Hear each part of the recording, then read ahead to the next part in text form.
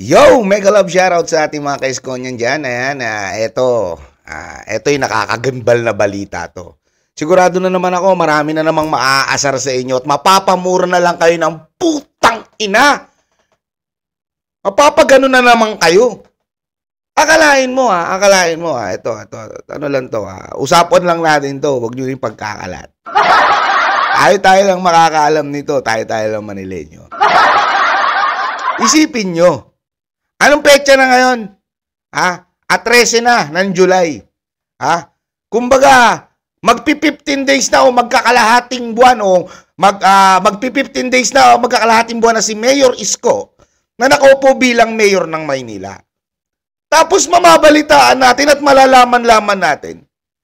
Si Yorme, naisahan na naman ni dating Mayor Hani Lacuna. Natulunggis na naman ni Hani Lacuna. Hindi na mayor, natulunggis pa yung mayor. At ang masakit doon, hindi lang si mayor ang natulunggis ni Lacuna. Pati tayo natulunggis ni Lacuna. Oh! At kaya kong patunayan yan. May play akong video, panoorin nyo. At re-reaction na natin itong mga pinagsasabi rito ni Yorme Isko. Lagay muna natin yung thumbnail natin dito. Kumapit ka sa bangko, Si Secretary Letlet Sarkal, kasi yung in-announce ko na bloated na JO noong inaugural ko, kasi hindi pa tayo nasa loob ng gobyerno na, no? Sabi ko, 1,500 yung nakita namin. Gusto ko po malaman ng taong bayan, especially ng mga taxpayer, 5 days ago, that data. Unti-unti na po naglalabasan Unti-unti na po natin nahukay. 5,913. Anak ka ng toko, 5,913.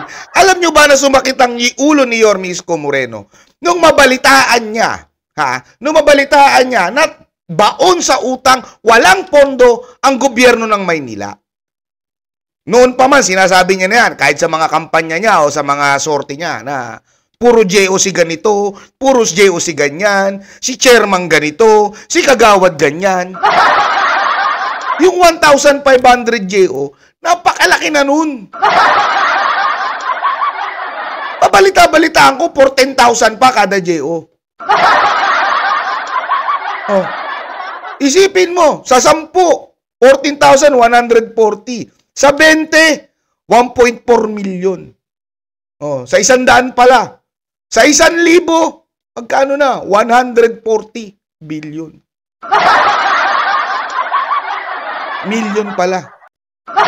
So, buwan-buwan, humigit kumulang bilyon ang nawawala sa Maynila dahil sa mga putangin ng JO na yan. Di ba?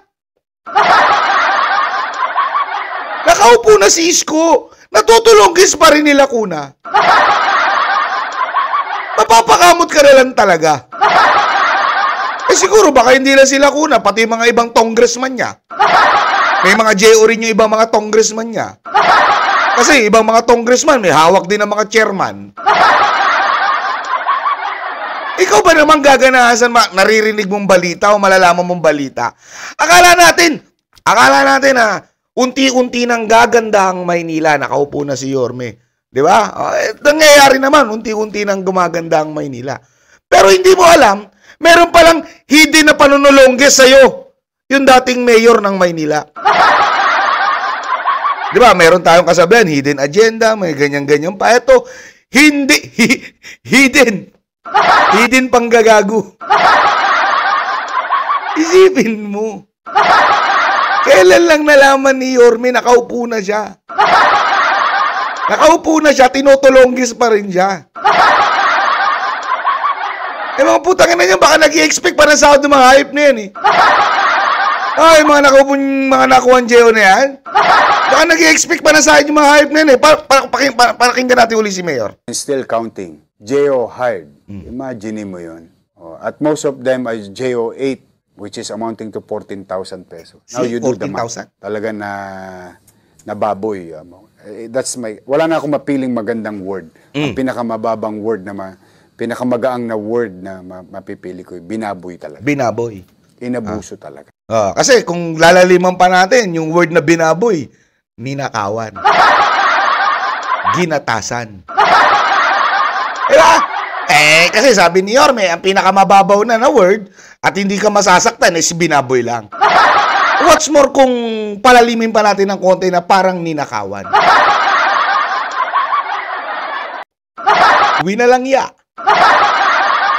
dinugasan. Kung ano-ano pa, ano pa bang asahan mo? Ganun naman din talaga mangyayari dito. Winalang nga, binaboy, ginatasan Tuloy natin sinabi ni Yorme. With that, sa mga nagko-comment, Yorme, wala pa yung sweldo yung JO kami. Kung kayo po ay working JO ng particular na ahensya, huwag kayong mag-alala. Kasi base sa rekomendasyon ng inyong departamento, sasweldo po kayo. Swerte pa kayo.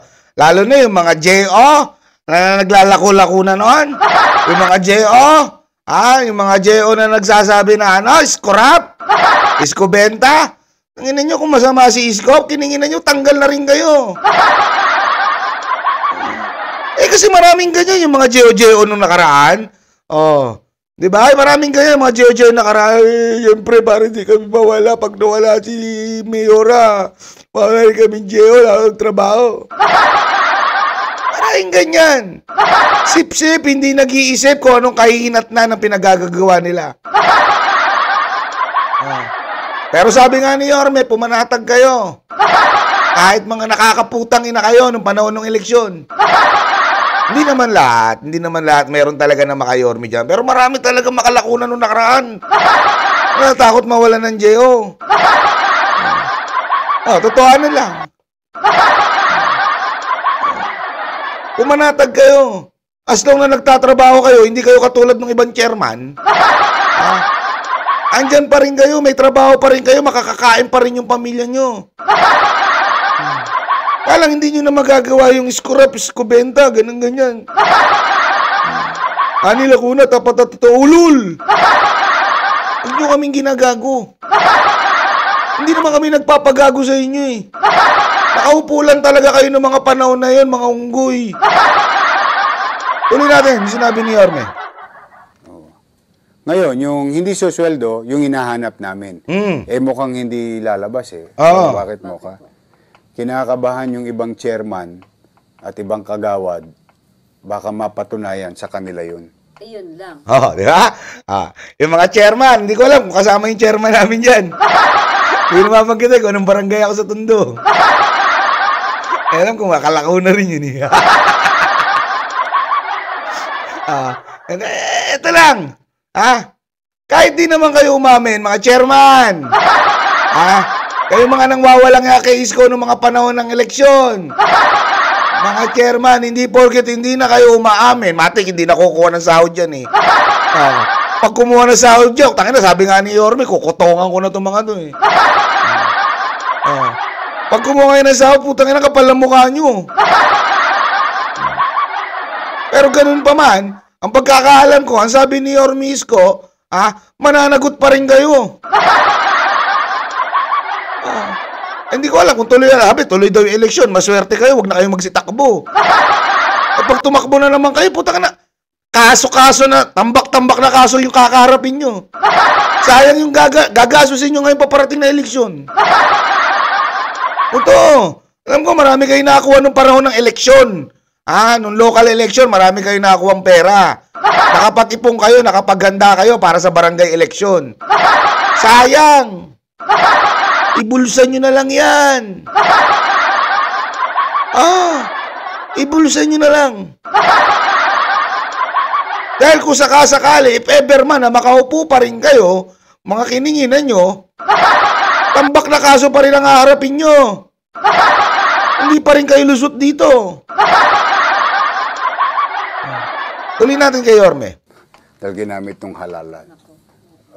Kasi meron na kami mga... pero for the meantime, pumanatag ang ating mga JO. Kung kayo ay working, in fact, meron na akong mga napa-aprobahan even sa national agency. Bait talaga ni Yorme, no? Kung working talaga, nakakatulong sa gobyerno. steady lang kayo sa Gedli. Nililinis pa ho namin. Sinesegregate namin yung warm body. Yung marurumi, tsaka malilinis. Nangako naman tayo na papapanagutin natin yung mga nang abuso. Yari, Chairman! Nanagot daw kayo! Nagpaparenew na ako ng mga base sa sinumite ng ating mga departamento. Tuloy-tuloy lang po tayo sa Maswerte nga kayo eh. Hininginan nyo, hindi kayo nahiya sa amin. Although hindi kami nagtatrabaho para sa gobyerno. Kayo nagkaroon kayo ng JO, mga puki ng ina nyo, para lang ikandidato yung mayora nyo. Hindi naman kayo magkakaroon ng JO kung hindi nyo ikakandidato yung mayora nyo. Totohanan lang tayo. Kami nga, eto, lalo na ako, kinangina, nakikipagbardagulan ako para ipagtanggol si Isko Moreno, para maipakita yung mga kawalangyaan nyo. Hindi minsan di ako nangingi ng GO. Hindi ganun kakapal ang mukha ko. Bakit ako mangingi ng GO? Tulad ngayon, ang daming empleyadong di napasahod.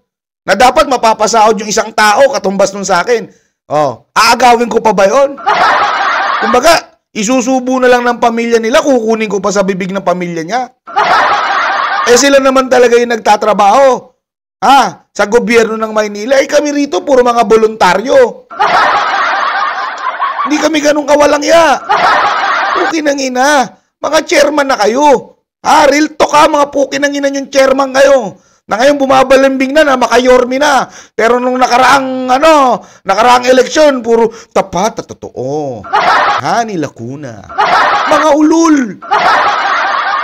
Pinanginan nyo. May cut na kayo kada proyekto nyo. Kada proyektong nilalabas ng chairman sa mga hindi nakakaalam, may mga cut na yung mga hayop na yan. Hindi naman yung buong pondo. Kada isang taon talagang binibigay nila sa tao. Maraming binubulsa yung mga yan. Paano hindi ko masasabing ganyan?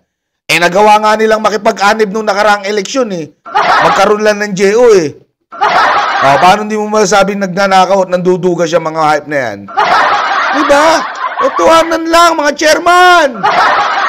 Ninginan nyo! Tuloy natin sinabi ni Yorme.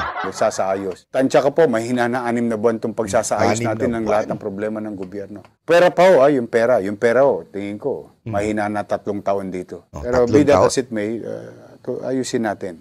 Tutuloy-tuloy natin ang pagsasaayos. Sabi nga po ni Cecil B. Texon, hirap ng situation na kinakaharap ni Yorme. Let us pray for help. Come to Yorme and Manileño. So po, kailangan po natin ng panalangin ng lahat. At may nag-shoutout din po pala dito, Yorme, kung okay lang. Yung sahod din daw po ng mga security guard sa City Hall. Ano yan, malaki utang na Maynila dyan. Maganda to. 110 million, pati sa ating mga Teka, maganda to. Gusto ko to. Sana ba yun yung 80? Anyway, yung utang dyan, may utang talaga dyan, obligasyon o bayarin sa ating mga, yung naglilinis sa ospital, dito, City Hall, pati gwardiya. Totoo yan. Basta, steady lang. Gagawin ko lahat na makakaya ko. Pero, kahit problema yan na ginawa ng nakaraan, kakarapin ko yan. Huwag po kayo mag-alala. Yan ang mayor ko. So ngayon, balikan natin yung panonulongges ni Lacuna kahit nakaupo na si Isko Moreno. Isipin nyo, 110 million ang utang ng gobyerno ng Maynila sa mga security guard, sa mga naglilinis. Which is dapat na bayaran niya kung walang pinapasahod na mga putang inang chairman. Na mga putang inang chairman na umaasa sa JO. Bilyon yata ang nakukulimbat niyan nung buwan-buwan. Imbis na sumasahod yung literal na nagtatrabaho, sumasahod yung mga aso na sumisip-sip, dyan sa mayora nila. Natiis nyo yun mga putang ina yung chairman kayo? Nakaya ng konsensya nyo yun? Na kayo maayos ang buhay nyo, nakaupo kayo sa pwesto. Tapos yung mga simpleng security guard, yung mga simpleng naglilinis sa kalsada, putang ina, walang makain yung pamilya. Hindi, totohanan lang. Hindi na to biro. Ganyang kakupal yung mga hayop na yan. Na kung titignan mo, pukin ng ina mo, ang sasama ng ugali nyo. Magugulat na lang kayo, putang ina, paano nyo nakakayanan? Paano kinakaya ng sikmura nyo yung ganyan?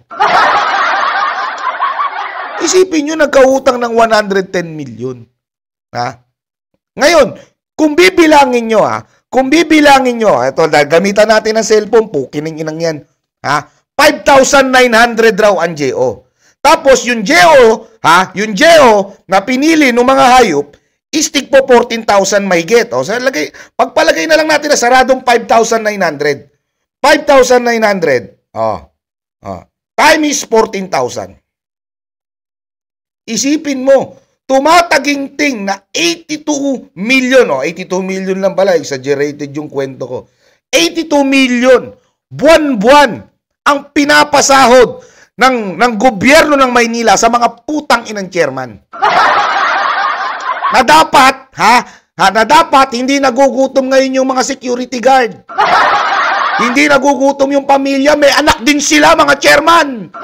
Mga pukinang ina nyo, hindi lang kayo ang anak ng Diyos. Totohanan lang, hindi lang kayo ang anak ng Diyos. Na dapat yung mga nagtatrabaho ng 12 oras na security guard para bantayan ng Maynila, ang mga ospital, ang mga eskwelahan. Talagang literal na nakababad sa arawan. Dapat sila yung kumakain o pamilya nila yung kahit papano nakakatikim ng masarap, pamilya nyo. Kundi ba naman nakakaputang ina tong mga to?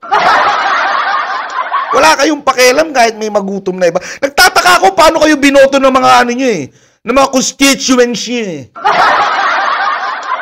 ng mga nasasakupan nyo. Tataka ako paano kayo binoto. Real talk lang. Kitinginan nyo, sinasabi nyo, mabait kayo, matulungin kayo. Pero ninanakawan nyo ng pagkain yung mga mahihirap na tao. Isusubo na lang nila, agawin nyo pa. Take note. Take note. 5,900. 14,000 pesos kada ulo. Paano hindi mababaon ng Maynila? Paano hindi magugutom ang mga empleyado ng gobyerno ng Maynila? Sa kagagawa ng mga putang inan to. Diba? Ang sabi ni Yorme, sasaluhin ko yan. Kahit iniwan ng problema nung nakarang taon yan, wala naman akong choice kundi saluhin ko. Hindi na para ano pang gawin ko. Kaya lang nakakaputang ina pa rin. Nakakabuisit pa rin. Diba? Sobrang bait lang talaga ni Isko. Pasalamat kayo. Pukininginan nyo. Pasalamat kayo. Meron pang ibang inaatupag si Isko ngayon. Pero pag yan, natapos sa ginagawa niya, kininginan nyo, magtago na kayo. Tambak-tambak na kaso ang kaharapin nyo. Magmumulta kayo, mga animal kayo. Hayop na to, wala nang awa sa mga tao. Naghihirap na nga yung Maynila, pukiningin. Ay nako, grabe. Ang sakit niyan, akala ni Yorme nung nakaraan, 1,500 lang ang JO ng Administrasyon Laguna. Nakaupo na siya, tsaka niya palang nalaman, natulogis pa rin siya. Yung 1,500, 5,900 pala. 4,400 yung nadagdag. Ay, nako.